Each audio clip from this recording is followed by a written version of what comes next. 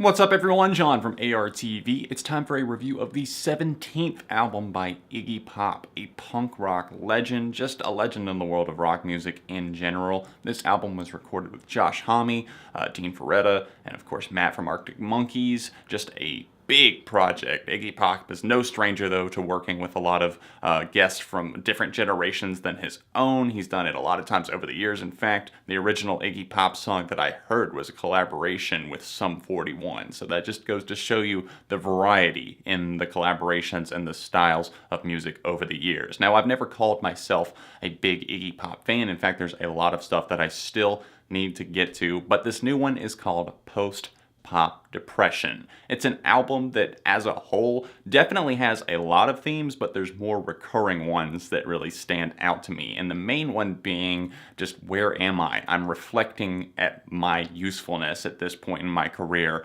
What do I have to add? And in fact, this might be Iggy Pop's last studio album. Now, immediately I was sold on this thing as soon as I saw the Queens of the Stone Age Facebook page start posting about this, because Queens of the Stone Age have put out some of my favorite records of the past 10 to 15 years. They are hit more often than miss, and I have to say that I was pretty damn excited to give Post-Pop Depression a spin, especially after hearing tracks like Gardenia. Just a fantastic cut, a lot of energy there. It sees Iggy Pop maintaining a bit of youthfulness, kind of a sparkle in his eye, if you will. It's one of those songs that doesn't seem desperate, but at the same time, it's like, wow, Iggy's still got it out for someone. He's still got a spark burning there. He's looking for maybe not a relationship, but a one-night stand? Don't get me wrong, the song is about much more than that though, but that definitely seems to be an underlying theme there. Stylistically, this plays out like a Queens of the Stone Age record with Iggy Pop on the vocals, and I'm not complaining about that at all. Like I said, I'm a huge Queens of the Stone Age fan, and also the drumming style from Arctic Monkeys. That definitely falls in line with more Queens of the Stone Age stuff, I would say, than Arctic Monkeys, but it plays out very nicely. These musicians clearly have a lot of chemistry here when it came up to coming with the backing vocals,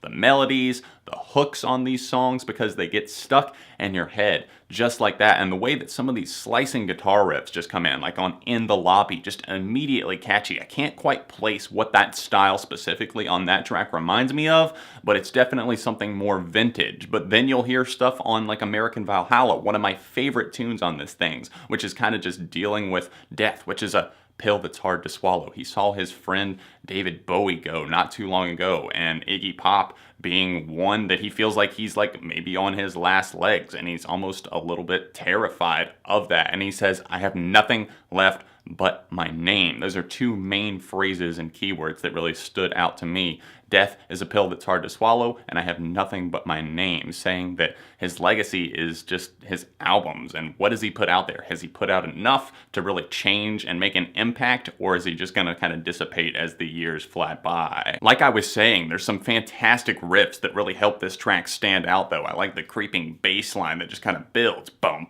boom, boom. Boom, boom. It's just kind of like an attack and release, and I love that. And I also love the kind of almost chimey way this track kicks off. It's just something that wasn't necessarily expected, but it grew on me to the point that this is probably my favorite track on this thing. And that's saying a lot, because there's some fantastic cuts here. Like I was saying, the album starts off on a huge winning streak. The first 5 tracks are just absolute ecstasy for the ears. Break Into Your Heart has an effervescent melody that's just gonna get caught in your head all the time. I'm gonna break into your heart. It's just one of those things. He's got that deep, low voice that might not be the best and most beautiful voice out there, but for his age, it's just nice to see something like that still cutting through so strong and just sounding very smooth, very refined, and just, once again, very catchy. Some awesome shredding comes on the track Sunday, which is becoming another standout for me at this point. I love how it kind of goes all throughout. The drum line on this thing is just kind of looping,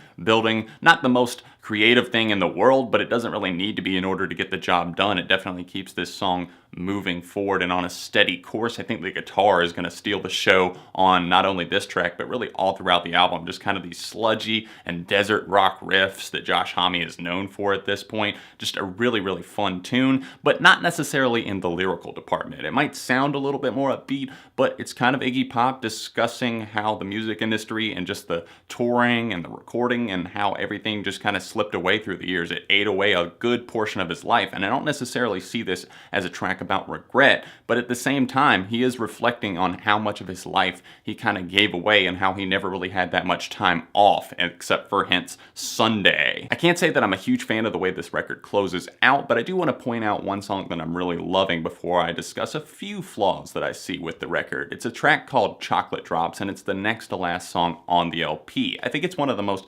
visually appealing, if that makes sense. The lyrics are just very alluring with the picture that they paint here, and then Josh Homme on the backing vocals and the way that he just kind of comes in and gives like a haunting, like, you know exactly what I'm talking about if you're a Queens of the Stone Age fan. Just a really cool standout track near the end of this thing, and I have to say that I do like parts of Paraguay, the way that Iggy pronounces it here. I would say Paraguay myself, but we're going to say Paraguay for the sake of this review. It's a very angry and almost angsty tune, and it's seated in a lot of truths, but I can't say that I like the meltdown that I see in Iggy Pop on this track, especially in the last little part there. It seems like he's really trying hard to get across this point about, I don't need all of these things, I don't need to be seen on all these devices, take your laptop and shove it far up your ass. It just seemed a bit excessive to me, and I'm sure fans will probably love this tune, but I can't say that I'm enjoying this song go on and on for about almost 7 minutes. There's a couple of moments that I'm just kind of in the middle of the road with, like Paraguay, Vulture being another one of those. It's just built around a very simple guitar, and then Iggy Pop, it's just definitely clarifying his vocals there. You see a light almost shining down on him, and then Josh Homme kind of taking the back seat on an acoustic guitar here. Very simple, stripped back. The production isn't layered or anything like that. It's just a very straightforward tune about a vulture kind of picking things up, and I see this as being maybe about someone in the music industry, someone he's crossed paths with over the years that just kind of looks down and then swarms in whenever you're vulnerable. Post-pop depression is definitely a fun album at times, but also kind of melancholy whenever you think about and ponder the lyrics on this thing. I am really enjoying the project, planning on picking up a vinyl copy of it pretty soon for myself. Overall, I'm feeling a strong 4 on Post-Pop Depression by Iggy Pop. Star-studded lineup for this one, and it might be his final LP. Let me know your thoughts on it in the comment section down below. Definitely smash that like button while you're here and subscribe to the channel, because friends don't let friends go unsubscribed. You can tweet me at ARTV Reviews, linked in the description down below. Thanks for watching the video. You can definitely check out the last review that I did, or a Queens of the Stone Age review that I've done. Click the little annotations that are floating around on screen. I will see you guys very soon right here on ARTV.